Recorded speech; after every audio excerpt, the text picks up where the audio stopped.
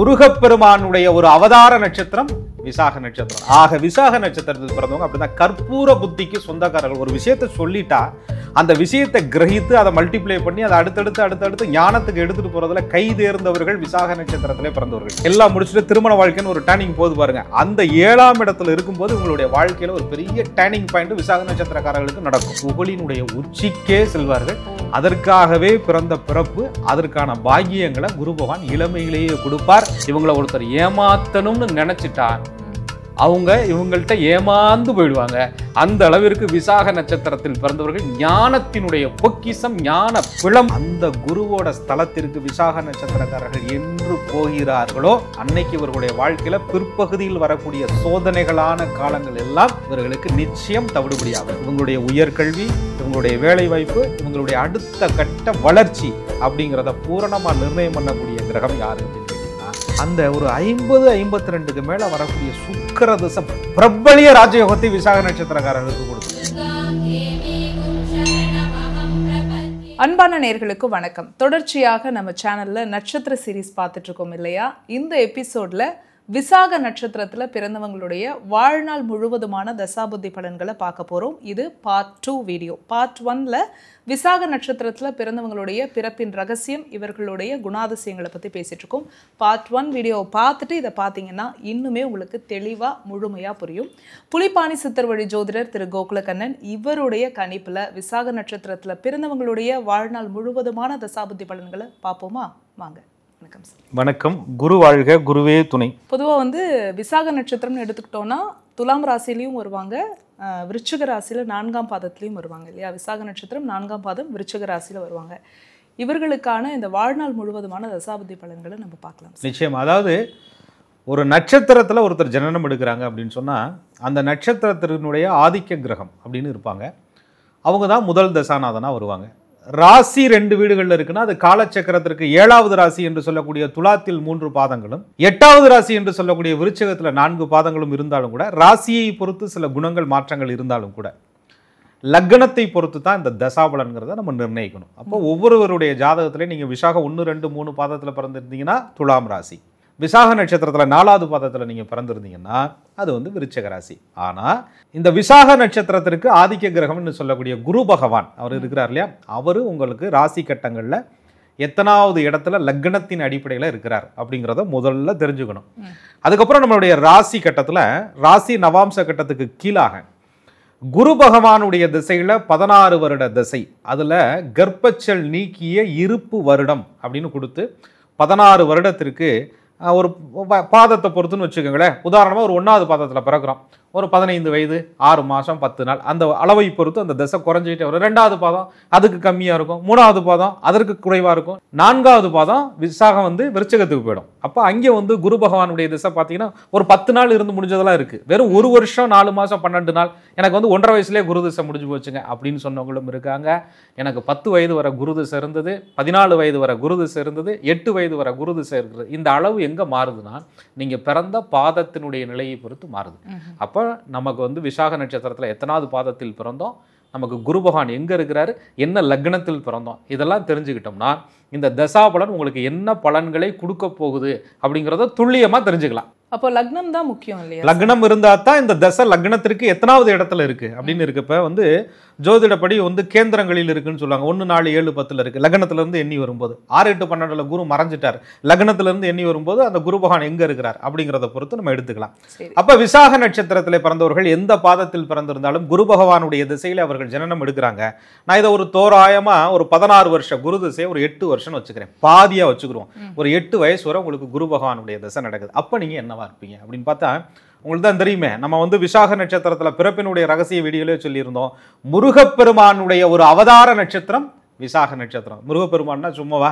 தந்தையவே பாடம் புகட்டிய ஒரு அற்புத ஞானத்தினுடைய ஒரு கடவுள் முருகப்பெருமான். அவைய கூட கேட்டிருப்பார்ல, சுட்ட பழம் வேணுமா சுடாத பழம் வேணுமான்னு ஒரு பழத்தை வச்சு ஒட்டுமொத்த பிஹெச்டியும் கொடுக்கக்கூடியவர் விசாக நட்சத்திரத்தில் பிறந்த முருகப்பெருமான். ஆக விசாக நட்சத்திரத்தில் பிறந்தவங்க அப்படிதான் கற்பூர புத்திக்கு சொந்தக்காரர்கள். ஒரு விஷயத்தை சொல்லிட்டா அந்த விஷயத்தை கிரகித்து அதை மல்டிப்ளை பண்ணி அதை அடுத்தடுத்து ஞானத்துக்கு எடுத்துட்டு போறதுல கை தேர்ந்தவர்கள் விசாக நட்சத்திரத்திலே பிறந்தவர்கள். இந்த 4 பாதத்திலையும் சில மாற்றங்கள் இருக்கும். 1ஆம் பாதத்துல பிறந்திருந்தா அந்த சந்திர பகவானுடைய நவாம்ச நிலை, 2வது பாதத்துல பிறந்திருந்தா சந்திர பகவானுடைய நவாம்ச நிலையை பொறுத்து சில குண வேறுபாடுகள் இருந்தாலும் கூட குருவினுடைய ஆதிக்கத்துல, குருவோட அனுகூலத்துல, குரு பகவானுடைய தயவு, புண்ணியம், பாக்கியம், புனர்ஜென்ம, பூர்வ ஜென்ம எல்லா பாக்கியங்களும் இருந்தா மட்டும்தான் ஒருத்தர் குருவோட ஆதிக்கத்திலேயே பிறக்க முடியும். அப்படிப்பட்ட குருவினுடைய ஆதிக்கத்தில் விட்டகுற தொட்டகுற ஞானத்தை திரும்பவும் கற்றுக்கிட்டு அது அந்த உலகத்துக்கே புதுமை படைக்கக்கூடிய எந்த விஷயத்தையும் இவர்கள் பார்த்தீங்கன்னா ரொம்ப டிஃப்ரெண்ட்டாக யோசிக்கக்கூடியவர்கள். அந்த சின்ன வயசுலேயே அந்த குரு அந்த தன்மையை அவர்களுக்கு கொடுத்துருவார். ஏன்னு சொன்னால் 7ஆம் இடத்துல இருக்கும்போது அது லைஃப்ல பாதி கடந்துடுறோம் இல்லையா, பிறக்கிறோம், கல்வி இருக்கிறோம், அந்த மாதிரி எல்லாம் முடிச்சுட்டு திருமண வாழ்க்கைன்னு ஒரு டேர்னிங் போது பாருங்க. அந்த 7ஆம் இடத்துல இருக்கும்போது உங்களுடைய வாழ்க்கையில ஒரு பெரிய டேர்னிங் பாயிண்ட் விசாக நட்சத்திரக்காரர்களுக்கு நடக்கும். மத்தியம வயதுல இவர்களுடைய வாழ்க்கை ஒரு உச்சத்தை தொடும். அந்த மத்தியம வயதுல இன்னொரு தசை ஒன்று நடக்கும். இந்த குரு தசைக்கு அப்புறம் ஒரு தசை நடக்கும். அந்த தசையில மட்டும் இவங்க கரெக்டா பிடிச்சுக்கிட்டாங்க அப்படின்னு சொன்னா அந்த தசை இவர்களை சரியா எடுத்துருச்சுன்னு சொன்னா விசாக நட்சத்திரக்காரர்கள் புகழினுடைய உச்சிக்கே செல்வார்கள்.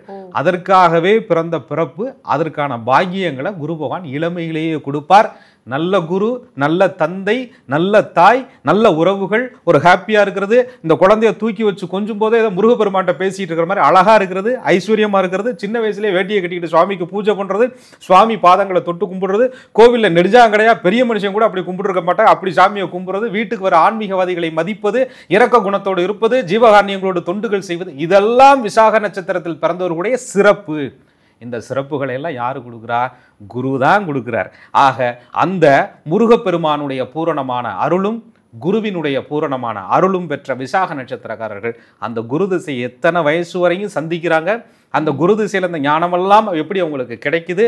கத்துக்கிட்ட ஞானம், பிறவி ஞானம், பூர்வ ஜென்ம ஞானம், கண்ணில் பார்த்த ஞானம், பிறருடைய ஆசீர்வாதம் பெற்றவர்கள் விசாக நட்சத்திரத்தில் பிறந்தவங்க. அவங்க அந்த குழந்தைய பார்த்தாலே பெரியவங்க பார்த்து நல்லா இருப்பையா, நீ ஏதோ துருதுருன்னு இருக்க, உன்னை பார்த்தா ஏதோ ஒரு வசீகரம் இருக்கு, உன்னை பார்த்தா ஒரு தெய்வீகத்தன்மை இருக்கு, லேசா விபூதி மட்டும் வச்சுன்னு வச்சுக்க முருக மாதிரியே இருப்பையா அப்படின்னு சொல்ற மாதிரி அந்த பெண்கள் கூட, நான் விசாக நட்சத்திரத்தில் பிறந்த பெண்கள் கூட ஒரு முருகன் வேஷம் போட்டு வீட்டில் போட்டோ வச்சிருக்கிறத நிறைய பேரை பார்த்துருக்கேன். அப்படியே சாட்சாத் இதுன்னு அது ஆம்பளை பையன் மாதிரியே இருக்குன்னு கேட்டால் கடைசியில் வளர்ந்ததுக்கு அப்புறம் அது யாருன்னு தெரியுதா, நான் தான் அப்படின்னு சொல்ற மாதிரி அந்த அம்சம் என்பது இவர்களுக்கு பூரணமாகவே வந்துடும். அதே மாதிரி சின்ன விஷயத்துல எப்படிப்பட்ட ரகசியங்களையும் கையாளக்கூடிய துணிவும், ரகசியங்களை கண்டுபிடிக்கக்கூடிய வீட்டு விசாக நட்சத்திரக்காரர்களுக்கு தெரியாம எந்த ரகசியத்தையும் வீட்டில் இருக்கிறவர்கள் காப்பாற்றவே முடியாது. டிடெக்ட் பண்றதுல கெட்டிக்காரர்கள். அதை தெரிஞ்சுக்கிட்டு தெரியாதது மாதிரி அமைதியா இருக்கிறதும், அந்த தாங்காதுக்கு அந்த விஷயம் தானாவே வர வைக்கிற அளவுக்கு அதை புத்திசாலித்தனத்தோட இருக்கிறதும், இந்த ஸ்கில் எல்லாம் வேலை பார்க்குற இடத்துலையும் சரி, முதுமையிலையும் சரி, திருமண வாழ்க்கையிலையும் சரி, இவங்களை ஒருத்தர் ஏமாத்தணும்னு நினைச்சிட்டா அவங்க இவங்கள்ட்ட ஏமாந்து போயிடுவாங்க. அந்த அளவிற்கு விசாக நட்சத்திரத்தில் பிறந்தவர்கள் ஞானத்தினுடைய பொக்கிஷம், ஞான பிளம்பு அப்படின்னு சொல்லலாம். அந்த குணத்தை குரு தான் இவர்களுக்கு கொடுக்கிறார். இளமையில் ஞானம் அப்படின்னாலே கேட்கவே ரொம்ப, நீங்க சொல்றதெல்லாம் நல்லா கனெக்ட் பண்ணி பார்க்க முடியுது. நிச்சயமா அந்த இளமையில் ஞானம் வந்ததுதான் முருகனுடைய அவதாரம். அந்த முருகப்பெருமானுடைய அம்சத்துல பிறந்த விசாக நட்சத்திரக்காரர்களுக்கு அந்த இளமையிலுடைய ஞானம் வருவதற்கு காரணமே அந்த குருவருளும் திருவருளும். பொதுவாக நம்மளுடைய வாழ்க்கையில மிகப்பெரிய வெற்றிகளை அடையணும்னா குருவினுடைய அருள் வேணும் அப்படின்னு சொல்லுவாங்க. விசாக நட்சத்திரத்துல பிறந்தவங்களுக்கு குருமார்கள் அமைவாங்களா? நிச்சயமா. அதாவது சின்ன வயசுலேயே தெரியுங்க. இவங்க ஸ்கூலுக்கு போறாங்கன்னு வச்சுக்கோங்களேன், அங்கேயே வந்து வாத்தியார்கள்ட்ட ரொம்ப செல்ல பிள்ளையா இருக்கிறது, அந்த துருதுருன்னு இருக்காங்கல்ல, அதே மாதிரி ஷேர் பண்ணி சாப்பிடுவாங்க. அப்பவே பார்த்தீங்கன்னா சின்ன பிள்ளைன்னா நான் சுயநலமா இருக்குங்கல்ல, தனக்கு கொடுத்த சாக்லேட் கூட நான் பாக்கெட்டில் வச்சு தரமாட்டேன் அப்படின்ற. ஆனால் விசாக நட்சத்திரத்தில் பிறந்த குழந்தைகள் ஷேர் பண்ணி, என்னடா பாக்ஸா காணா, டிஃபன் பாக்ஸ் அவன் ஃப்ரெண்டு கொடுத்துட்டேப்பா அப்படின்னு சொல்லக்கூடிய அந்த குணம், பெருந்தன்மை, ஈகை குணம் கொண்டவர்கள் விசாக நட்சத்திரத்தில் பிறந்தவர்கள். அந்த குணத்தினால பூர்வ ஜென்ம புண்ணியம் இவர்களுக்கு இருப்பதனால சிலருக்கு தாங்க அந்த பாக்கியம் அமையும். குருவை தேடி நீ போக வேண்டாம், உன்னை தேடி உண்மையான குரு வருவார்னு சொல்றாங்கல்ல. உதாரணம் பாருங்க. அதைத்தானே ஜோதிடம் என்ன சொல்லுது? ஜனனி ஜென்ம சௌக்கியானாம் வரதனி குல சம்பதாம் பதவி பூர்வ புண்ணியானாம் சிக்கியதே ஜென்ம பத்திரிகா. அப்ப உங்களுடைய புனர்ஜென்மத்தினுடைய தொடர்பினுடைய அந்த நீட்சியாகப்பட்டது இந்த பிறவில நீங்க விசாகத்துல பிறக்கும்போது நீங்க செய்த புண்ணியத்தின் பலனா குருவை தேடி நீங்கள் போக வேண்டியதில்லை, உங்களை தேடி குரு வருவார். ஒரு உண்மையான பக்தனுக்கு குரு பகவான், குரு வாழுகின்ற குரு, மகான்களுடைய தரிசனம் தானாகவே விசாக நட்சத்திரக்காரர்களுக்கு அமையும். விவேகானந்தருக்கு ராமகிருஷ்ண பரமஹம்சர் கிடைத்த மாதிரி. சரியா சொல்றீங்க. இவங்க வாழ்க்கையில என்னைக்கு இருந்தாலும் இவர்களை தேடி ஒரு குரு வருவார். இது விசாகத்தினுடைய சிறப்பு. இந்த விசாக நட்சத்திரத்துல பிறந்தவங்களை தேடியே வந்து குருமார் வருவாங்க அப்படின்னு சொல்லியிருந்தீங்க. இது குரு திசையிலே உங்களுக்கு நடக்குமா இல்ல வாழ்க்கையில வேற சில தருணங்கள்ல நடக்கும்? நிச்சயம். அதாவது குரு திசையிலங்கிறது ஒரு 10 வயதுக்குள்ள 8 வயதுக்குள்ள தான் நம்ம சொல்றோம். அதுல 1ஆம் பாதத்துல பிறந்திருந்தா ஒரு 13-14 வயது வரையும் கூட வச்சுக்கோங்களேன்.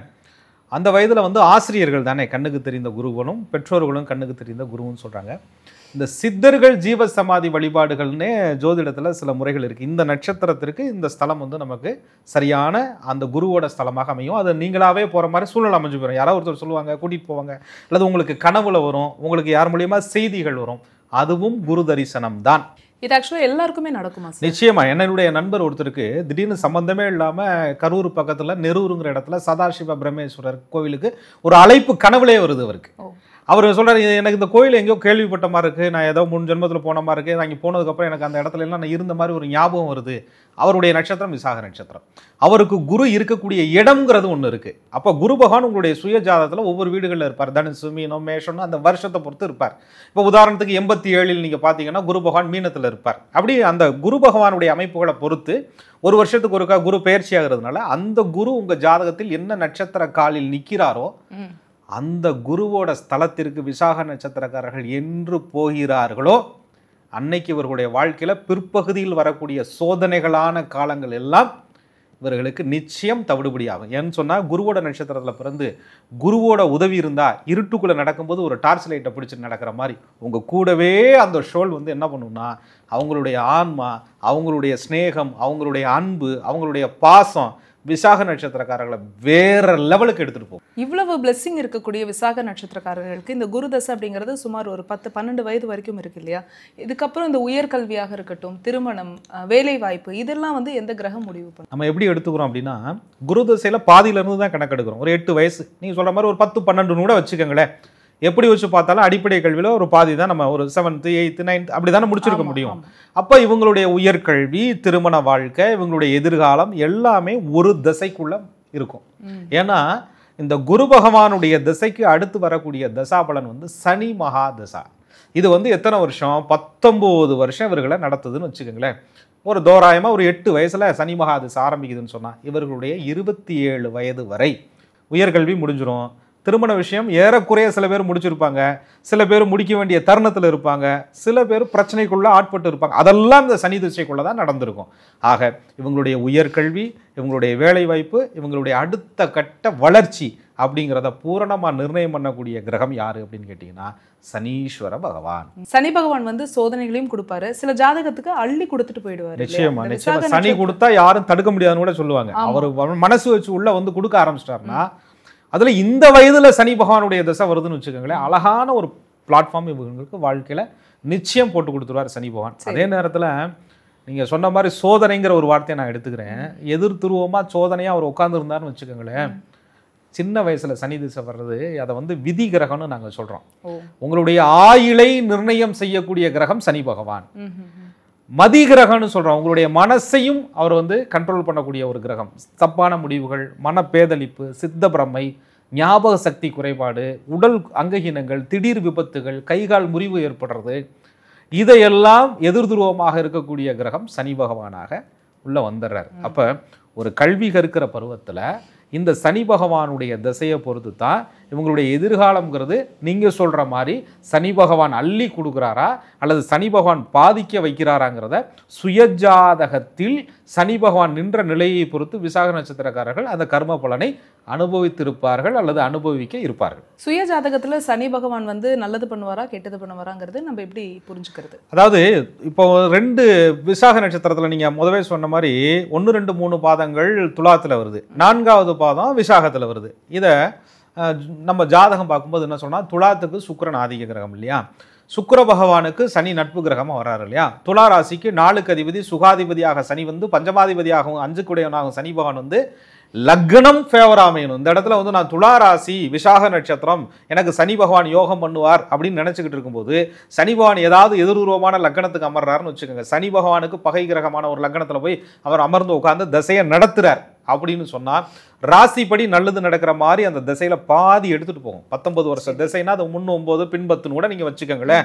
அப்படி பாதி எடுத்துட்டு போகும். அதுக்கப்புறம் என்ன ஒண்ணுன்னு கேட்டீங்கன்னா, அந்த கொடுத்த சனியே பின்னாளில் வாங்கி கொள்வார் அப்படின்னு சொல்லக்கூடிய ஒரு அமைப்பு லக்னத்தை பொறுத்து மாறுபடும்.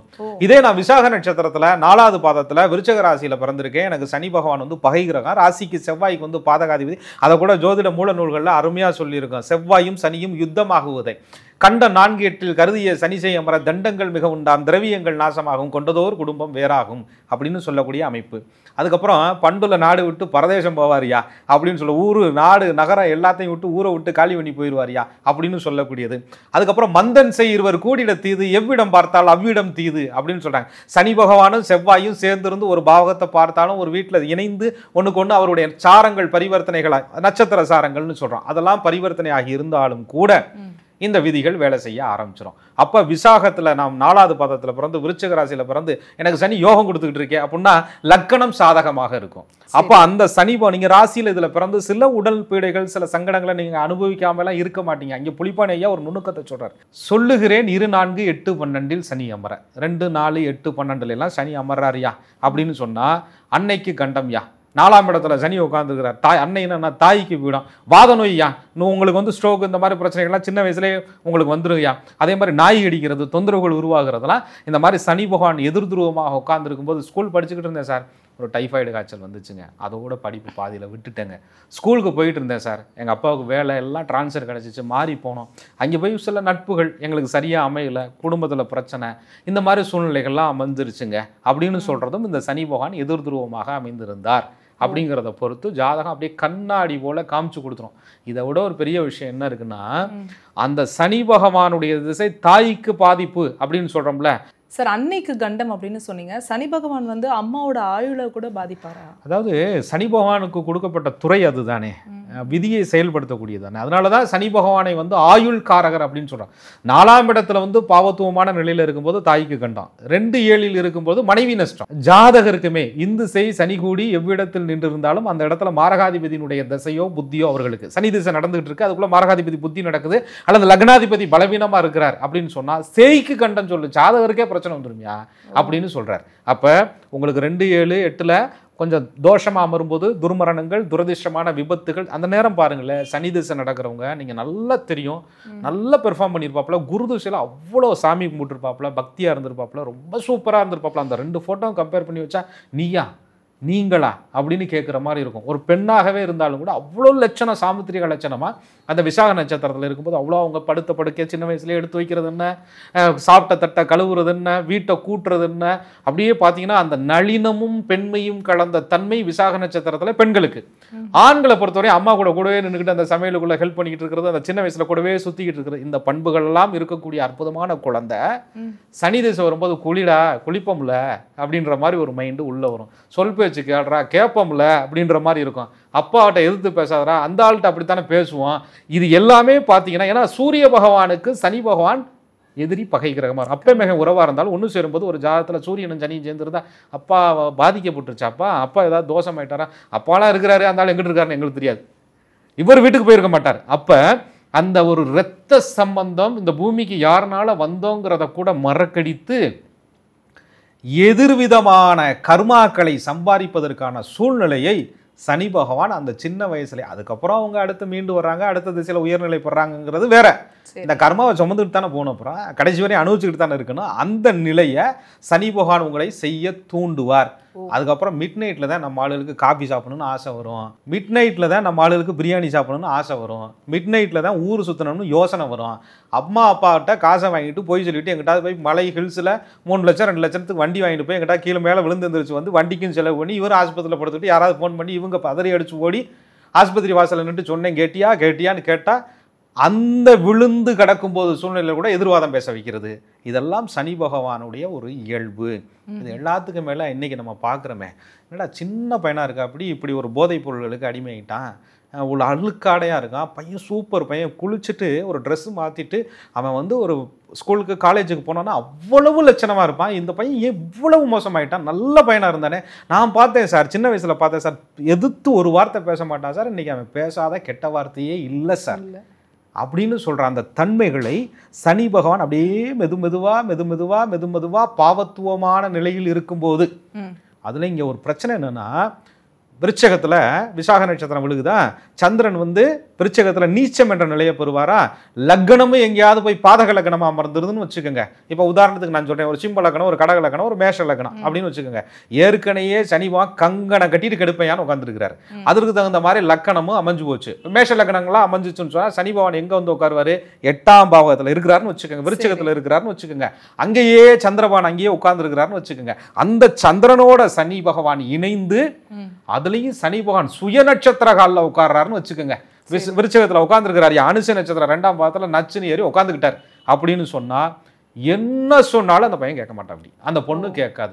நான் அவனை தான் கல்யாணம் பண்ணுவேன், அவர் கூட தான் போவேன். அம்மா அங்கே அடுத்த நேரம் சாப்பாட்டுக்கு வழி இல்லைம்மா, அவன் என்னென்னத்தையோ குடிச்சுக்கிட்டு திர்றாம்மா, குளிக்க மாட்டாம்மா, அவங்க வீட்டில் சாப்பாடு எதுக்குமே வழி இல்லைம்மா, உட்காந்துருந்து பார்த்தா நட்சத்திரத்தை எண்ணிரலாமா, குடியிருக்க குச்சு இல்லைம்மா, உன் கௌரவத்துக்கு அவங்க எட்டவே எட்டாதுமா, சாதி மதமெல்லாம் விடுமா, மற்றதெல்லாம் அப்புறமா, மனுஷனாவே இல்லைம்மா அவங்க குடும்பம், எனக்கு அவங்க தாயா கடவுள் அப்படின்ற சிந்தனை பெண் பிள்ளைகளுக்கு இந்த நேரம் தூண்டப்படும். கல்லூரிக்கு போய் பிஹெச்டி படிச்சுட்டு வானா, இது வந்து கல்யாணம் பண்ணுறதுல பிஹெச்டி படிச்சுட்டு வந்துடும் இந்த பிள்ளை. அந்த சனி திசை நடக்கும்போது இந்த பெண் குழந்தைகளுடைய மனமும் புத்தியும் இந்த இடத்துல தடுமாறிருச்சுன்னு சொன்னால், குருவோட தயவு இருந்தால் மீண்டு வரலாம், இல்லைன்னா சனி திசையில் அதோட இவங்களுக்கு பெரிய ரிஸ்கில் போய் மாட்டிக்கிடுவாங்க. இந்த நேரத்தில் தான் கலப்பு திருமணங்கள், காதல் திருமணங்கள்லாம் ஏற்பட்டு, முறையற்ற திருமணங்கள் ஏற்பட்டு, அதுக்குன்னு திருமணம் பண்ணி நல்லா இருக்கிறவங்களும் இருக்காங்களா, சனிவான் இருக்கிற நிலையை பொறுத்து இருக்கு, குருவோட பிளஸிங்கை பொறுத்து இருக்கு, லக்னத்தை பொறுத்து இருக்கு. இதெல்லாம் பொறுத்து தான் இவர்களுடைய வாழ்க்கையினுடைய பயணம் என்பது அமையும். இந்த சனி தசை வந்து இவ்வளோ நெகட்டிவாக நீங்கள் சொல்லியிருந்தாலும் கூட, இந்த விசாக நட்சத்திரத்தில் பிறந்த பலரையும் நான் பார்க்குறேன் சார், பெரிய பெரிய பொசிஷன்ஸ்லாம் போகிறாங்க இல்லையா? நிச்சயமா. அதாவது நான் என்ன சொல்றேன்னா, சனி பகவான் வந்து உங்களுக்கு எதிரான ஒரு அமைப்பில் உட்காந்து தசாபலனை நடத்துறாருன்னா இப்படி ஒரு பலன் இருக்கு. ஸோ அப்போ நம்ம சனி திசை நடக்கும்போது அதில் கவனமாக இருக்கணும், அதுக்கான வழிபாடுகளை செஞ்சுக்கணும் அப்படிங்கிற அர்த்தத்தில் இது நெகட்டிவாக சொல்கிறோம். இதே நேரத்தில் சனி பகவான் வந்து நீங்கள் சொன்ன மாதிரி யாரு கெடுத்தாலும் யாரு தடுத்தாலும் சனி பகவான் செய்ய வேண்டிய வேலையை கரெக்டாக செஞ்சுருவார். புலிப்பாணி ஐயா தன்னுடைய பாடலில் சொல்கிறார், 3-6-11 அந்தகன் அமர, அந்தகன்னா சனி பகவான் அமர, அந்தகன் அமர பாக்கியம் கூறியா, நல்ல பாக்கியம் கூறு, பொன் பொருள் உண்டாம், ஏவல் உண்டாம், குறைவில்லா செல்வம் உண்டாம், பல்லக்கு உண்டாம், 6 அஷ்டலட்சுமி யோகம் சொல்லியா அப்படிங்கிறார். இந்த மாதிரி இடங்கள்ல சனி பகவான் அமர்ந்திருந்தால் எல்லா லக்னங்களுக்கு நாங்கள் பார்க்கும்போது என்ன சொல்றோம், 3-6-11 இருக்கும்போதெல்லாம் இது வேலை செய்ய மாட்டேங்குதே. ஐயா சொல்லியிருக்கிறாரே, பொன்பொருள் உண்டாம், ஏவல் உண்டாம், பாக்கியம் உண்டாம், 6 அஷ்டலட்சுமி யோகம்னா எங்கே 6 கூட வரல, நமக்கு அருவி போல வந்தா கூட பரவாயில்லையே, ஆனால் லேசா கொஞ்சம் சொட்டு தண்ணி மாதிரி வந்து யோகம் வந்தா கூட பரவாயில்லையே அப்படின்னு பார்க்கும்போது 3-6-11 சனி பகவான் நின்றாலும் கூட அது லக்னத்திற்கு என்ன நிலையில இருக்குது, என்ன காலில் நிற்குது. அதை தான் தன்னுடைய பாடல் 300 பாடலில் கடைசியாக சொல்லுவார். லக்னேஷ நிலையை பாரு, ராசியாதிபதி நிலையை பாரு, குடிநாதன் நிலையை பாரு, குடிநாதன்னா வீடு கொடுத்த ஒரு நிலையை பாரு, உத்தமனே ஊழ்வினையை எடுத்து சொல். அப்போ அங்கேயும் ட்ரிக்ஸ் வச்சு போடுறாரு. அப்போ வெறுமனே 3-6-11 எனக்கு சனி நிற்குது அப்படின்னு எடுத்துக்க முடியாது.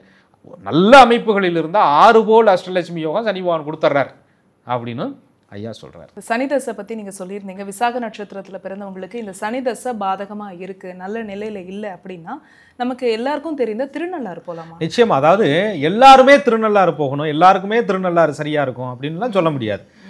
அதாவது தெய்வம் வந்து எங்கேயும் போய் வழிபாடு பண்ணலாம் கூட. இங்கே சூட்சமங்கள் என்ன சொல்றாங்க, ஒரு நட்சத்திரத்திற்கு சாதகமான நட்சத்திர நாட்கள், ஒரு நட்சத்திரத்திற்கு தெய்வ அனுகூல நட்சத்திரம், இப்படிலாம் ஒரு கணக்கு இருக்குது. அது தாராபலன் வழிபாடு அப்படின்னு சொல்லி 9 தாரைகளாக பிரித்து ஜோதிடத்தில் நுணுக்கமாக வைக்கப்பட்டு இருக்கு.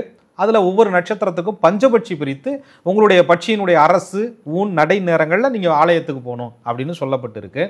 இது எல்லாத்துக்கும் மேலே சில ஜாதக அமைப்பில் சனி பகவானுடைய நிலையோடு எந்த கிரகம் பார்க்கப்பட்டிருக்கு சேர்ந்துருக்கு.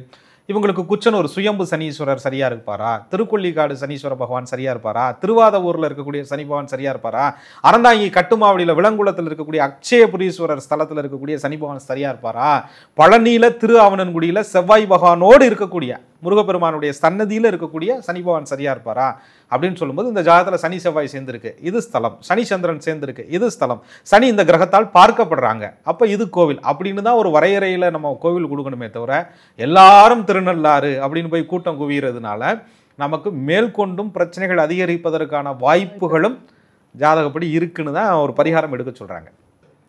இந்த விசாக நட்சத்திரத்துல பிறந்தவங்களுக்கான அந்த சனி தசையில சிலருக்கு திருமணம் நடந்து முடிந்திருக்கும், சிலருக்கு திருமணம் நடந்திருக்காது. நடந்து முடிந்த திருமணங்கள்ல பிரச்சனைகள் ஏற்பட்டிருக்குமா? ஒருவேளை ஏற்பட்டிருந்ததுன்னா அடுத்து நடக்கவிருக்கிற தசை இதை சரி பண்ணுமா சார்? அதே மாதிரி ஆகாத திருமணங்கள் எல்லாமே இந்த தசை நடத்தி வைக்கும். சனி பகவானுடைய திசைகளை அது வந்து திருமணமாக நடந்திருந்தால் நிச்சயம் அடுத்து வர திசை வந்து அதை சரி பண்ணும். சரி, அதுவே உங்களுக்கு கொண்டே சிக்கலா நடந்திருக்குதுன்னு வச்சுக்கோங்களேன், அது ஐயா என்ன சொல்றாங்கன்னா, ஆரப்பா அசுரகுரு நீலன் மேவ அடங்காத கலத்திரமாம் அறிந்து சொல்லியா அப்படிங்கிறார். அசுரகுருன்னா சுக்கராச்சாரியார். துலா ராசி விசாக நட்சத்திரத்துக்கு ராசியாதிபதியா வருவார். விருச்சக ராசி விசாக நட்சத்திரத்துக்கு 7 கூடிய கலத்திர ஸ்தானாதிபதியாகவும் சுக்கிரன் வருவார். நான் விடவே மாட்டேன், கூடவே வருவனையான்னு வருவார். அதோட நீலன் மேவ, நீலன்னா சனி பகவான் மேவ, அடங்காத காலத்தில் நீ என்ன சொன்னாலும் கேட்க மாட்டாரு, நீங்கள் என்ன சொன்னாலும் அந்த அம்மா கேட்காது. அப்போ 2 பேருக்குமே ஆப்போசிட் டைரக்ஷனில் மன வாழ்க்கையை கொடுத்துட்டு அதுக்கு அடுத்து வரக்கூடிய தசை இன்னும் நல்லா ஆனா என்ன, நல்லா ஆகலைன்னா என்ன அப்படின்ற மாதிரி ஒரு சூழ்நிலையில் வச்சுருக்கும். அப்போ அந்த தசை வந்து என்ன தசை வருது அப்படின்னு கேட்டிங்கன்னா, புதன் மகா திசை அப்படின்னு சொல்லக்கூடிய தசை ஜாதகத்தில் வரும். அது ஒரு 17 வருட காலங்கள் புதன் பகவானுடைய திசை இவர்களை வழிநடத்தும். அந்த திசை நல்ல அமைப்புகளில் இருந்தா, புதன்கிறது புத்தின்னு சொல்கிறோம், புதன்கிறது ஞானம்னு சொல்கிறோம், புதன்கிறது அறிவுன்னு சொல்கிறோம். உலக விஷயங்கள் எல்லாம் தெரிந்து வைத்திருக்கக்கூடிய பிறப்பால் தெய்வ அனுகூலத்தில் பிறந்த விசாக நட்சத்திரக்காரர்கள் சனி பகவானுடைய திசையில் சில கஷ்டமான சூழ்நிலைகளை அனுபவித்திருந்தாலும் கூட புதன் பகவானுடைய திசை ஓரளவாது இவர்களுக்கு நிச்சயம் நல்ல பலன்களை கொடுக்கும். இன்னும் ஜாதகத்தில் நல்ல பொசிஷனில் இருந்துச்சுன்னு சொன்னால் வெளிநாடு வாழ்க்கை, வீடு கட்டுறது, எல்லா கம்யூனிகேஷன், ஒரு தொடர்பு, இதுகள்லாம் உங்களுக்கு கிடைக்கிறது, அடுத்த லெவலுக்கு எடுத்துகிட்டு போகிறது, இந்த மாதிரி அமைப்புகளை எல்லாம் புதன் பகவான் இவர்களுக்கு கொடுப்பார். அதே நேரத்தில் நீங்கள் கேட்ட மாதிரி திருமண வாழ்க்கை தடைபட்டு இருக்குது அல்லது நடக்காமல் இருக்குது அப்படின்னு சொன்னால், எங்கேயாவது சுயஜாதத்தில் புணர்ப்பு தோஷம் இருந்தாலும் பிரச்சனைகளை கொடுக்கும். அல்லது திருமண வாழ்க்கையில் எனக்கு பிரச்சனை இருந்துகிட்டு இருக்குன்னு சொன்னால் சுக்கிர பகவானுடைய நிலைமை எப்படி இருக்குன்னு ஜாதகத்தில் பார்த்து தான் ஆலய வழிபாடுகளை எடுத்துக்கணும். இதை விட இன்னொரு அமைப்பு இருக்குது. 7ஆம் இடத்தில் எத்தனை கிரகங்கள் சேர்கின்றனவோ கிரகங்களினுடைய எண்ணிக்கை கூடிக்கொண்டே போக போக சூரிய புத சுக்கிரன் வாளோடி கிரகங்கள் எங்கு சேர்ந்து அமர்ந்தாலும், 7க்கு அதிபதி பாவியாகி அவனோடு பாவர்கள் தொடர்பு கொண்டாலும், 7ஆம் இடத்து அதிபதி நீச கிரகங்களோடு சேர்ந்திருந்தாலும், எத்தனை தாரம் கட்டினாலும் அத்தனை தாரமும் வையகத்தில் வரிசையாக மாண்டிடுவர் அல்லது ஓடிடுவர். அப்போ என்னன்னா, அந்த 7வது பாவகத்தில் உங்களுக்கு கொடுப்பனை இல்லைன்னா எத்தனை கல்யாணம் வேணாலும் பண்ணிக்கோங்க, பச்சை தண்ணி மூந்து கொடுக்கறதுக்கு ஆள் இல்லாமல் போயிடும். எத்தனை கல்யாணம் வேணாலும் பண்ணிக்கோங்க, உண்மையான மனைவியோ உண்மையான கணவனோ அமைய மாட்டார்கள். 7ஆம் இட கர்மா, 7ஆம் இடத்தை சுபகிரகங்கள் பார்த்து 7க்கு அதிபதியோடு சுபகிரகங்கள் இருந்தால் அற்புதமான தாம்பத்திய குடும்ப வாழ்க்கையும், 7ஆம் இட அதிபதி பாவத்துவப்பட்டு கெட்டு வீழ்ந்து கெட்டிருந்தால் தன்கை சாதம் தனிப்படுக்கை தலைமொட்டைங்கிற வாழ்க்கையையும் அந்த மத்தியம வயதில் விசாக நட்சத்திரக்காரர்கள் வெளியில் சொல்ல முடியாத கவலையில் ஆட்படுகிறார்கள். விசாக நட்சத்திரத்துல பிறந்தவங்களுக்கு இந்த புதன் தசை வரைக்கும் பேசியிருக்கீங்க. சுமார் ஒரு 45 வயசு வரைக்கும் இது நடக்குது இல்லையா? இப்போ சரியான ஒரு நல்ல வயது இவங்களுக்கு. இப்போ அடுத்து நடக்கவிருக்கிற தசை என்னவா இருக்கும், எப்படி இருக்கும் சார்? அதாவது கரெக்டாக 45 வயசுங்கிறது சரியான வயதாக இருந்தாலும் கூட இந்த நேரத்தில் ஒரு வீடு கட்டி இருக்கிறது, ஒரு குழந்தைகளுக்கு படிப்புக்கு செலவு பண்ண வேண்டியது, குழந்தைகளுடைய எதிர்காலத்துக்கு திட்டமிட வேண்டியது, மனைவி மக்களோட சேர்ந்து இருக்க வேண்டியது, போதும்டா உழைச்சிட்டோம்டா, ரொம்ப கஷ்டப்பட்டு போயிட்டோம், வெளியிலே இருந்துட்டோம் அப்படின்ற மாதிரி ஒரு சிலர், இன்னும் செட்டில் ஆகவே இல்லையே அப்படின்ற மாதிரி ஒருத்தர். ஏன்னா புதன் திசை 2 தருவமாக தான் உங்களுக்கு பலன் தரும். அப்போ இந்த நேரம் ஒரு முடிவு எடுக்கலாம் அப்படின்னு நினைக்கும் போது ஜாதகம் பார்ப்பவர்களுக்கு, ஜோதிட விஷயம் புரிந்தவர்களுக்கு நமக்கு கேது திசை வரப்போகுதுன்னு சொல்கிறாங்க. கேது திசை 7 வருஷம் இருக்குமா, 45 வயசில் ஆரம்பித்து 52 வயசு வரையும் இருக்குது, இது ஏதோ கேதுங்கிறத கெடுக்குங்கிறாங்கப்பா அப்படின்னு சில பேர் கேதுனா ஞானம் கொடுப்பாரு தானே அப்படின்னு சொன்னால் வீட்டில் இருக்க ஞானத்தை வச்சுட்டு என்ன பண்ணுறது, 5 கிலோ அரிசி வாங்க முடியுமா அப்படின்னு வீட்டில் இருக்கிறாரு. அப்போ இந்த கேது திசை நடக்கும்போது இவங்களுக்குள்ள ஒரு குழப்பம் வரும். திசை நடக்குதுன்னே தெரியாதவர்களுக்கு செய்த விஷயம் தவறுகளாக மாறி பிரச்சனையாகி அதுக்கப்புறம் கேது திசை நடக்குது, அதனால தான் நமக்கு பிரச்சனைங்கிறது புரிய வைக்கும். ஸோ இது ஞானத்தை கொடுக்கக்கூடிய ஒரு திசையாக அவர்களுக்கு அமையும். ஆனால் ஒரு கொடுப்பனை என்னன்னு நான் சொல்லுவேன்னா, உங்களுக்கு திருமண வயதில் கேது திசை வரலை, அந்தளவுக்கு சேமம். படிக்கிற வயசில் கேது திசை வரலை, அந்தளவுக்கு சேமம். படிக்கிற வயசில் சனி பகவானுடைய திசை சில தடைகளை வந்தாலும் கூட அனுபவப்பட்டு தன்னை மெருகேற்றி அந்த விசாகங்கிற அந்த இயற்கை ஞானம் இருக்கிறதுனால புதனில் வந்து அப்பாடா அப்படின்னு சொல்லி உலக விஷயங்கள் எல்லாம் ஏற்கனவே புரிந்து வைத்து கொண்டு இருக்கக்கூடிய விசாக நட்சத்திரக்காரர்களுக்கு ஒரு பழமொழி உண்டு, புதன் திசை வரும்பொழுது புத்தி எல்லாம் ஷார்ப்பாக இருக்குமியா அப்படின்னு சொல்லுவேன். புதன்னா பேச்சு கிரகம், வாய் இருந்தால் வாழ சொன்னிச்சு, எங்கள் ஆத்தா இல்லைன்னா ஊரை பக்கம் வந்துட சொன்னிச்சு, ஊருக்கு போகல நம்ம உள்ள சமத்து, இதுக்கு காசெல்லாம் கொடுக்க வேண்டியதில்லை, வாய் இருக்குல்ல பொழைச்சிக்கோப்போ அப்படின்னு சொல்கிற மாதிரி இந்த புதன் திசை நடக்கும் போது நிறைய இவர்கள் வந்து உலக விஷயங்களை தெரிந்து வைத்து கொண்டு அதை தனக்கு சாதகமாக பயன்படுத்தி அதை உழைப்பில் பயன்படுத்தி இவங்க வந்து அதை தொழில் ரீதியாக ஒரு நல்லா வந்திருப்பாங்க. அப்படி இல்லைன்னா புதனில் வந்து கணக்கு மிஸ் ஆகிடும், வாழ்க்கை கணக்கே மிஸ் ஆகிற அளவுக்கு சூழ்நிலைகளும் நடக்கும். லக்னத்திற்கு பாவியாக அந்த புதன் பகவான் உட்காரும்போது நாங்கள் புதனெல்லாம் பார்க்கும்போது சரியாக இல்லைன்னு சொன்னால் அந்த சீட்டு கட்டி பணத்தை ஏமாறுறது, ஒரு வெளிநாட்டில் போய் வேலை பார்த்துட்டு ரொம்ப வருஷமாக 10-13 வருஷம் நம்மளை காப்பாற்றுவாங்க அப்படின்னு நினச்சிட்டு கடைசியில் திடீர்னு நம்ம வேலை இல்லைன்னு சொல்லி அனுப்புறது, கடைசி நேரத்தில் வந்து விசா ரெனியூவல் ஆகாமல் அங்கேயே கஷ்டப்படுறது, அதுக்கப்புறம் இங்கே ஏதாவது டாக்குமெண்ட் ரீதியாக வாங்கின சொத்து சிக்கல்களில் மாட்டிக்கிறதும் புதனில் நெகட்டிவாக உண்டு.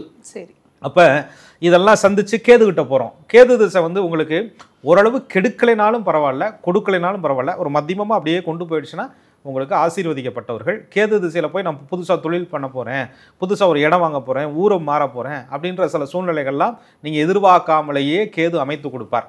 அந்த நேரத்தில் வீட்டில் பார்த்தீங்கன்னு சொன்னால் வயதான பெரியவர்களுக்கு உடல் பீடைகள் அதிகம் கொடுக்கறது. பொதுவாகவே வந்து உங்களுக்கு அந்த விசாகம் வந்து 7-8 இருக்கிறதுனால சிறுநீரக பாதை, யூரினரி இன்ஃபெக்ஷன், அடி வயிறு பகுதிகள், இந்த மாதிரி மலஜல பகுதிகள், வீட்டில் இருக்கக்கூடிய பேரண்ட்ஸுக்கு அவர்களுக்கு சில ஆயுள் சம்மந்தப்பட்ட தோஷங்களை கொடுக்குறது. ஏன்னா பாம்பு கிரகம் இல்லையா, கேது இல்லையா, கேதுவான் எங்கேயாவது உட்காந்துருந்தாருன்னா கர்மஸ்தானத்தை கொடுப்பார் அப்படின்னு சொல்லுவாங்க. அதை விட என்னன்னு கேட்டிங்கன்னா உடல் உபாதைகள், ஸ்கின் டிசீஸ் வர்றது, தூக்கமின்மை ஏற்படுறது, இப்படிலாம் கொஞ்சம் நீங்கள் இருக்கீங்கன்னு சொன்னால் இது கேது திசை நடந்துகிட்டு இருக்குன்னு அர்த்தம். அல்லது உங்களுக்கு பெருசும் நல்லது இல்லையா, பெருசும் கெடுதலாக இல்லை அப்படின்னா அந்த கேது குரு பகவானுடைய பார்வையில் இருக்கிறாருன்னு அர்த்தம். அப்போ இந்த நேரங்களில் சுயஜாதக கேதுவினுடைய தன்மையை பொறுத்து சில வழிபாடுகளை மேற்கொள்ளும் போது ஓரளவு நீங்கள் வந்து முன்னெச்சரிக்கையாக இருக்கும்போது அந்த கேது பகவானே நினைத்து உங்களுக்கு வழிவிட்டால் நீங்கள் வந்து அந்த பிரச்சனைகள்லேருந்து வெளியில் வரலாம். பொதுவாகவே விசாகம் வந்து குருவோட ஆசீர்வாதம் இருக்கக்கூடிய ஒரு நட்சத்திரங்கிறதுனால, கேது என்பது ஞானகாரகனாக இருக்கிறனால இந்த நேரத்தில் ஆன்மீக பாதைக்கு வர்றது, கோவில் கட்டுறது, கோவில் கைங்கரியங்கள் செய்கிறது, விநாயகப் பெருமானுடைய அருள் கிடைக்கிறது, காளி தேவியினுடைய வழிபாடு கிடைக்கிறது, கோவிலுக்கு பக்கத்தில் வீடு அமைகிறது, குலதெய்வ கோவிலை புனரமைக்கக்கூடிய பாக்கியங்கள் உண்டாகிறது. இப்படி நல்ல அமைப்புகளும் கேது திசையில் விசாக நட்சத்திரக்காரர்களுக்கு கிடைப்பது உண்டு. சரி, கேது இருப்பதை பொறுத்து அந்த பலன் நடக்கும். நீங்க சொன்ன மாதிரி விசாக நட்சத்திரத்துல பிறந்தவங்க இந்த கேது திசையில கோவில் கட்டி தெய்வ அனுகூலத்தோட வாழட்டும். அடுத்ததாக சுக்கிர மகாதசை 20 ஆண்டுகள் இல்லையா சார்? இந்த சுக்கிர மகாதசை இவர்களுக்கு எப்படி இருக்கும்? இப்போ நீங்கள் சொன்னீங்க இல்லையா, நல்லவர்களுடைய வாழ்த்துக்கள் கேது திசையில் அவங்க வாங்கிக்கிட்டே இருக்கணும். சித்தர்களுடைய ஜீவசமாதி போயிட்டே இருக்கணும், இறை வழிபாடு செஞ்சுக்கிட்டே இருக்கணும். பண்ணும்போது கேதுவில் வந்து நிறைய விசாக நட்சத்திரக்காரர்கள் ஒரு ஸ்ட்ரகிள் பட்டாலும் கூட அந்த ஒரு 50-52க்கு மேலே வரக்கூடிய சுக்கிர திசை பிரபலிய ராஜயோகத்தை விசாக நட்சத்திரக்காரர்களுக்கு கொடுத்துரும். நல்ல, ஏன்னா துலா ராசி விசாக நட்சத்திரம் ராசியாதிபதி சுக்கிரனா வந்துடுறார். விருச்சகம் விசாகமாக இருந்தாலும் கூட சுக்கிர பகவான் ஏதாவது ஒரு வழியில் நன்மைகளை செய்ய கடமைப்பட்டவராக இருப்பார். ஏன்னா பாவம் கேது சனி பகவான் இந்த ரெண்டுலையுமே இவங்க வந்து வாழ்க்கையில் எந்திரித்தே வர முடியாத ஒரு சூழ்நிலையில் கஷ்டப்பட்டு இருக்கும்போது முதுமையில் வரக்கூடிய ஒரு தசையாவது, ஏன்னா இறையுருளால் பூர்வ புண்ணிய பாக்கியத்தால் விசாகத்தில் பிறந்து அந்த சுக்கிர பகவானுடைய திசை நல்ல அமைப்புகள் இருக்குன்னா, அப்பா பிள்ளைகளுக்கெல்லாம் கல்யாணம் பண்ணிட்டேன், நல்ல நகை போட்டு நல்லா செட்டில் பண்ணிட்டேன், நல்லா உடல் ஆரோக்கியத்தோடு இருக்கேன், வேலையை விஆர்எஸ் கொடுக்கலான்னு நினச்சிக்கிட்டு இருந்தேன், கொடுத்துட்டேன், இப்போ சொந்தமாக ஏதாவது தொழில் செய்யலாம்னு நினச்சிக்கிட்டு இருக்கேன், செய்ய போகிறேன், அல்லது ஏற்கனவே ஒரு இடத்துல அடிமை பணியில் இருந்தேன், இப்போ வந்து நல்லா இருக்கேன், வீடு கட்டினேன், வண்டியெல்லாம் மாற்றிட்டேன், நான் சம்மந்தமே இல்லாமல் திடீர்னு ஒரு லேண்ட் வாங்கி போட்டேன், நல்ல வேல்யூக்கு வந்துருச்சு, முந்தி இருந்ததை விட ஒரு யங்காக ஒரு இளமையாக ஃபீல் பண்ணுறேன், அல்லது எனக்கு ஒரு பேச்சுலர் லைஃபே போயிட்டு இருந்துச்சியா, திடீர்னு சுக்கிர திசை வரும்போது ஒரு நட்பு கிடச்சிது, அந்த நட்பு வாழ்க்கையாக மாறிச்சு, 2வது திருமணம் எனக்கு ஏற்பட்டது. இப்படிலாம் கூட அந்த சுக்கிர பகவான் இவர்களுக்கு, ஏன்னு சொன்னால் துலாம் வந்து சரராசி, உங்களுக்கு 7ஆம் அதிபதி செவ்வாயாக வருவார், மேஷமாக வருவார், அதுவும் ஒரு சரவீடாக வரும். விருச்சகம் ஸ்திர ராசி, 7க்கு அதிபதியாக ரிஷபம் வரும், ஸ்திர ராசியாக வரும். அப்போ இந்த சுக்கிர பகவான் இந்த செவ்வாயினுடைய அமைப்பு ஜாதகத்தில் எங்கேயாவது இருந்து 11ஆம் இடம் வலுத்து 7ஆம் இடம் கெட்டு போச்சுன்னு சொன்னால், நான் ஏற்கனவே களத்திர தோஷம் ஏற்பட்டுருக்குன்னு சொன்னேன் இல்லையா, அப்படி ஒரு லைஃப்பை இந்த வயதில் சுக்கிர பகவான் அவர்களுக்கு கொடுக்குறாரு. நான் எத்தனையோ பெரியவங்களுக்கு கேட்டிருக்கேன், ஜாதகம் பார்க்கும்போது அவங்க சொல்லுவாங்க, சங்கடப்படாமல் கேட்பாங்க, நம்மகிட்ட பேசும்போது என்ன சொல்லுவாங்கன்னா, மறு லைஃப் இருக்கா, எனக்கு அமைப்பு இருக்கா, கொடுப்பனை இருக்கா, சரி நான் எத்தனை நாள் தான் தனியாக வாழ்றது, எத்தனை நாள் தான் பிரச்சனையோடு இருக்கிறது, பிள்ளைகளுக்காக வாழ்வோன்னு பார்த்தா அவன் போயிட்டான், நம்ம லைஃப்பை நம்ம பார்க்கணும் அப்படின்ற மாதிரி இந்த வயதில் அந்த ஒரு ஞானம், அந்த ஒரு தேவை அவங்க வந்து சுக்கிர திசையில் அனுபவிக்கிறாங்க. அப்படி ஒரு கொடுப்பனையை சுக்கிரன் கொடுப்பார். பொதுவாக இந்த குட்டி சுக்கிரன் கெட்டி தங்கத்தை கரைப்பார். இது முதுமையில் வரக்கூடிய சுக்கிர தசை விசாக நட்சத்திரத்தில் பிறந்தவங்களுக்கு நன்மையே கொடுப்பாரு. நல்லபடியாக சொல்லியிருக்கீங்க சார். அடுத்ததாக நடக்கவிருக்கிற தசை இவங்களுக்கு என்ன தசை, எந்த வயது வரைக்கும் நடக்குது? அதாவது துலாம் ராசிக்காரர்களுக்கும் சரி, விருச்சக ராசி விசாக நட்சத்திரத்தில் பிறந்தவர்களுக்கும் சரி, ஒரு 72 வயது நடக்கும்போது உங்களுக்கு சூரிய பகவானுடைய தசை வரும். நீங்கள் இந்த பாதத்தை பொறுத்து உங்களுக்கு அந்த சூரியனுடைய திசை என்பது உங்களுக்கு வித்தியாசப்படும். விருச்சகம் விசாகம்னா கொஞ்சம் அந்த சூரிய திசையினுடைய தாக்கம், துலாம் விசாகத்திற்கும் சூரிய பகவானுடைய திசை தாக்கம். சூரியன்கிறது நம்ம என்ன சொல்கிறோம், அரசாங்கம். இந்த வயசில் வந்து நமக்கு என்ன அரசாங்கம் அப்படின்னு கேட்டால், அந்த வயசில் வந்து எம்எல்ஏ சீட்டு எம்பி சீட்டு கிடச்சி துலாம் விசாகத்தில் பிறந்தவங்க பிரபலியமாக வந்துடுறாங்க. சினிமா கலைத்துறைகளில் பெரிய ப்ரொடியூசராக அந்த வயசில் சில வாய்ப்புகள்லாம் அவங்களுக்கு உருவாகி அதில் பணம் சம்பாதிக்கக்கூடிய ஆட்களும் இருக்கிறாங்க. அந்த வயதில் ரியல் எஸ்டேட் பண்ணி பெரிய கோடிக்கணக்கில் சம்பாதிக்கிறவங்களும் இருக்காங்க. அதனால் ஒரு தசங்க 75 வயது 73 வயதில் பிரசிடென்ட் ஆன ஆள்லாம் இருக்குது துலாம் விசாகத்தில். அப்போ அந்த சூரிய பகவான் இருக்கிற நிலைமையை பொறுத்து வயது என்பது ஒரு நம்பர் மட்டுமே. இவங்க வாழ்க்கையில் ஒரு பெரிய லட்சியத்தை அடையணுங்கிற பிறப்பு இருக்கிறதுனால அந்த லட்சியத்தை சூரிய மகாதிசை நடக்கும் பொழுது இவர்கள் சந்திப்பதற்கான வாய்ப்புகள் நிறையவே இருக்குது. சூரியன் கொஞ்சம் பாதிப்பாக இருந்தால் சொத்து வழக்குகளில் பிரச்சனை வரும், எதிரிகள் பிரச்சனை வரும். அதெல்லாம் கொஞ்சம் நீங்கள் அந்த வயசில் கொஞ்சம் கவனமாக சூரியனுடைய நிலையை பார்த்துக்கிட்டு அடுத்த படியை எடுத்து வச்சா இவர்களுக்கு அனுதினமும் வெற்றியே. சூரிய தசை வந்து இவர்களுக்கு சுமார் ஒரு 78 வயது வரைக்கும் நடக்குது. இவர்களுடைய ஆயுள் பலத்தை சொல்லுங்கள். சூரிய பகவானுடைய திசை முடிஞ்சதுக்கப்புறம் இவங்களுக்கு சந்திர மகாதிசை அப்படின்னு சொல்லக்கூடிய திசை வரும். சந்திரன் வந்து மனசு சம்மந்தப்பட்ட கிரகம். அந்த சந்திர பகவான் தான் உங்களுக்கு எந்த விசாகம்னா 4ஆம் பாதம்னா விருச்சகத்தில் நீச்சம் அடைஞ்சிருப்பார். துலாத்தில் வந்து உங்களுக்கு சந்திர பகவான் அமர்ந்திருப்பார். சந்திர பகவானுக்கு வீடு கொடுத்தவர் எப்படி இருக்கிறாருன்னு பார்க்கணும். விசாக நட்சத்திரம் 4ஆவது பாதம்னா வீட்டின் அதிபதி செவ்வாயாக வருவார். அவர் நீச்ச பங்கம் அடைஞ்சிருக்கிறாருன்னு பார்க்கணும். துலாமில் வந்து உங்களுக்கு விசாக நட்சத்திரம் 3 பாதத்துக்குள்ள ஒன்று அமர்ந்திருந்தால் சந்திரன் வந்து அங்கே இருப்பார். அந்த வீட்டின் அதிபதியான சுக்கிரன் எங்கே இருக்கிறாருன்னு பார்க்கணும். அதுக்கப்புறம் 7ஆம் அதிபதி இந்த லக்னத்திற்கு ஆயுள் ஸ்தானாதிபதினு சொல்லக்கூடிய 8ஆம் இடம், 8ஆம் இடத்திற்கு மற்றொரு ஸ்தானம்னு சொல்லக்கூடிய அட்டம ஸ்தானத்திற்கு மற்றொரு அட்டம ஸ்தானாதிபதினு சொல்லக்கூடிய 3ஆம் இடம், ஆயுளுக்கு காரக கிரகம் என்று சொல்லக்கூடிய சனி பகவான். இதை பொறுத்து தான் ஒருத்தருடைய ஆயுளை நிர்ணயம் செய்ய முடியும். விசாக நட்சத்திரத்தில் பிறந்தவங்களுக்கு நடக்கக்கூடிய தசாபுத்தியில் எந்தெந்த தசை வந்து இவங்களுக்கு சாதகமாக இருக்குது, எந்தெந்த காலகட்டம் கொஞ்சம் சவாலாக இருக்குது அப்படின்ற விஷயத்த ரொம்ப விளக்கமாக சொன்னீங்க சார். இவர்களுக்கு உண்டான பரிகாரங்கள் வழிபாட்டு முறைகள் எல்லாமே வந்து நம்ம பேச போகிறோம் அப்படிங்கிற விஷயத்தையும் நீங்கள் சொல்லியிருந்தீங்க. ஃபர்தராக கண்டிப்பாக நம்ம பேசலாம். மிக்க நன்றி. மிக்க நன்றி. குரு வாழ்க, குருவே துணை. என்ன நேர்களே, விசாக நட்சத்திரத்தில் பிறந்த நீங்கள் உங்களுடைய வாழ்நாள் முழுவதுமான தசாபுத்தி பலன்களை இந்த எபிசோடில் நீங்கள் பார்த்து தெரிஞ்சுட்டு இருந்திருப்பீங்க. இப்போ உங்களுக்கு என்ன தசை நடக்குது அப்படிங்கிறத கீழே கமெண்ட்டில் சொல்லுங்கள். சார் சொல்லியிருக்கக்கூடிய குறிப்பிட்ட விஷயங்கள் எல்லாமே உங்களுடைய தசையில் நடக்குதா அப்படின்னா என்னென்ன விஷயங்கள் நடக்குது, உங்களுக்கு இப்போது என்ன பிரச்சனை நடந்துட்டுருக்கு, இதற்கான பரிகாரமோ வழிபாடோ உங்களுக்கு தேவைப்பட்டது அப்படின்னா அதையுமே நீங்கள் கீழே கமெண்ட்டில் வந்து மென்ஷன் பண்ணுங்கள். எல்லா கமெண்ட்ஸுமே வந்து நாங்கள் படிச்சுட்டு தான் இருக்கோம். உங்களுடைய ஆதரவுக்கு மீண்டும் ஒரு முறை நன்றி. அதே மாதிரி நாங்கள் அப்லோட் பண்ணக்கூடிய எல்லா வீடியோஸுமே உங்களுடைய யூடியூப் டைம்லைனில் வரணும் அப்படின்னா ஆஸ்ட்ராலஜர் கோகுலக்கண்ணன் யூடியூப் சேனலை உடனடியாக சப்ஸ்கிரைப் பண்ணி வச்சுக்கோங்க. பக்கத்தில் இருக்கக்கூடிய பெல் ஐக்கானை கிளிக் பண்ணி வச்சுக்கோங்க. அதே மாதிரி நம்முடைய இந்த யூடியூப் சேனலுக்கு தொடர்ச்சியாக உங்களுடைய ஆதரவை நீங்கள் தெரிவிச்சுட்டே இருங்க. இந்த வீடியோவை நீங்கள் பார்த்ததுக்கு மிக்க நன்றி.